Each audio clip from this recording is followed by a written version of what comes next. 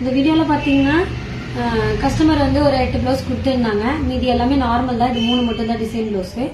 So அவங்களே என்னோட சாய்ஸ்லேயே design வைக்க சொன்னாங்க.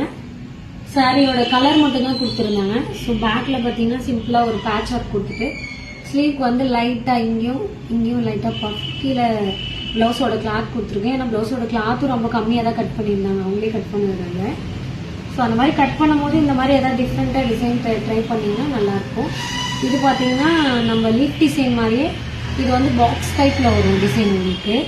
இப்படி பாக்ஸாக வரும் உங்களுக்கு டிசைனு.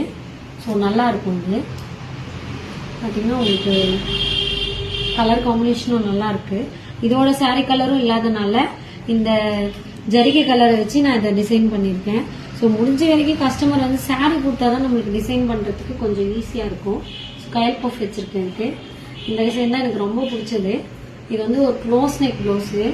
ஸோ க்ளோஸ் நெக் வச்சுட்டு பேக்கில் பார்த்தீங்கன்னா இந்த மாதிரி டிஃப்ரெண்ட்டாக டிசைன் கொடுத்துருக்கேன். ஸோ இதுவுமே நல்லா இருக்குது. பேக்கில் கீழே இந்த மாதிரி வைக்கலான்னு நினச்சேன். பட் ரொம்ப ஹெவி டிசைன் ஆகிடும். ஸோ பட்ஜெட்டுக்கு தகுந்த மாதிரி டிசைனை சூஸ் பண்ணி வச்சுருக்கேன். இதுக்குமே லைட்டாக கயல் பஃப் வச்சுருக்கேன். இந்த வீடியோ உங்களுக்கு பிடிச்சிருந்தா நம்ம வீட்டை ஃபாலோ பண்ணிக்கோங்க. நன்றி.